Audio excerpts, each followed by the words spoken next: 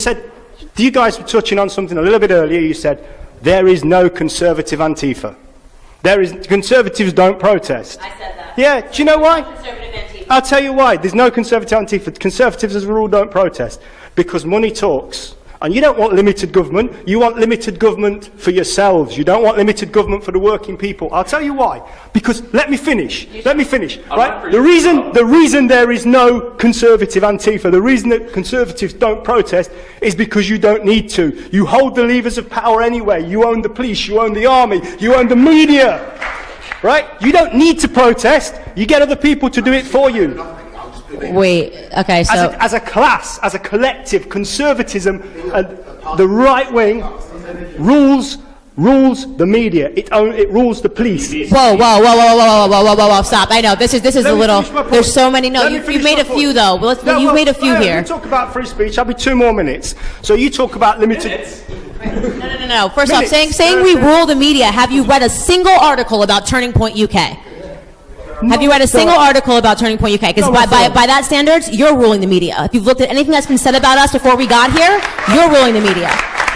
Secondly, this idea of trying to, I'm tired of this like lazy intellectual argument of like conservatives are all rich white people, because that's what you're doing here when you say like you guys are the ruling elites. No, people, you're correct that we have jobs and we can't show up at 8 a.m. in the morning. No. I'm gonna come back to you. You're correct that we have jobs and we can't show up. You've heard me. I came from absolutely nothing, so I'm not gonna let you do this little like ooh woe is me workers party. That's my entire life. Okay, I'm a conservative because I believe in hard work, and I think it's lazy to stand outside and hold a sign. I think it's lazy, okay? So if that's your excuse, you're not gonna get away with this with me, okay? You're not gonna paint conservatives as rich people that are in power and in control. You're talking to the wrong girl, okay? So come with an intellectual argument about why it is that conservatives don't riot and protest and incite violence in the middle of the street, because the answer is not because they're rich and controlling the media. It's because we're better people.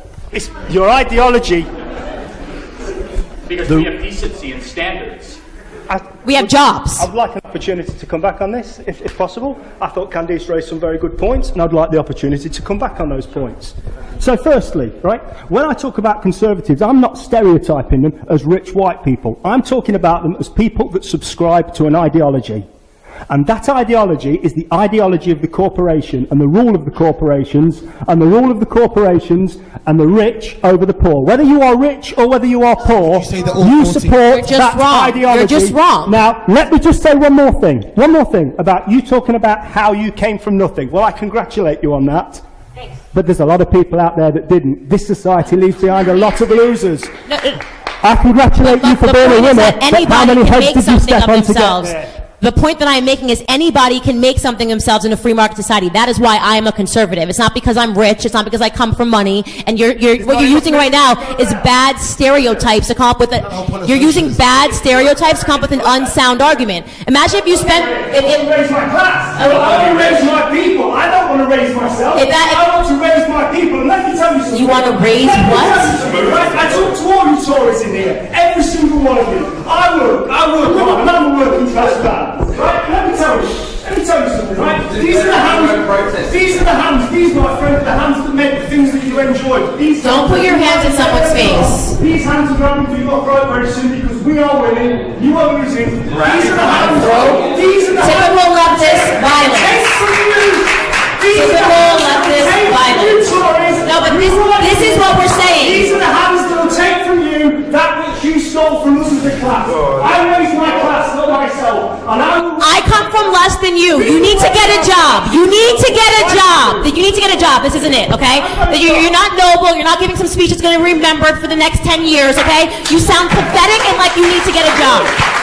I don't know, it's the weirdest thing that you're doing right now. What do you think you are, like Martin Luther King, and we're all going to look back and go, oh my God, thank God for that speech. These hands are going to come. You sound violent, you sound unhinged, and you sound like you're disproportionately angry at conservatives because we don't riot and incite violence in the middle of the street.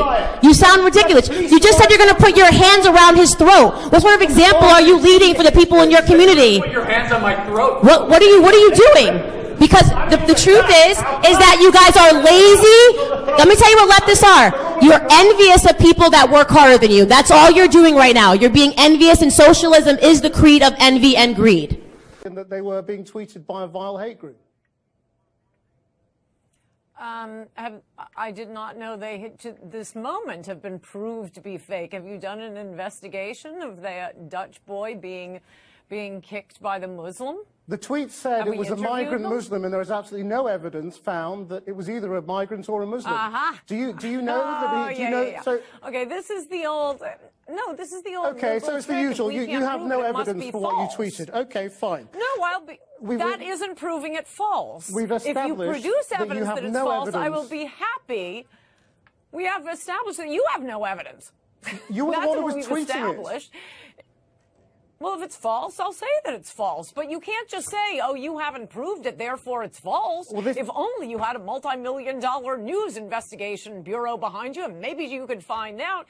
But no, this idea that we won't count how many Muslims are committing crimes, we won't count how many immigrants are committing crimes, and therefore we're off the point now. Don't worry about that. Says anything about it. Why does this matter? Can you explain to Ann Coulter why it matters that the president is tweeting this stuff? Look, these people have scant regard for facts. They don't ever fact-check their stuff. I think it's appalling. It's unacceptable. It shouldn't go unchallenged. And the thing is, these kind of things have consequences. So, I mean, yesterday in the House of Commons, we launched Islamophobia Awareness Month. And every time these kind of things happen, you hear of hijabs being ripped off girls.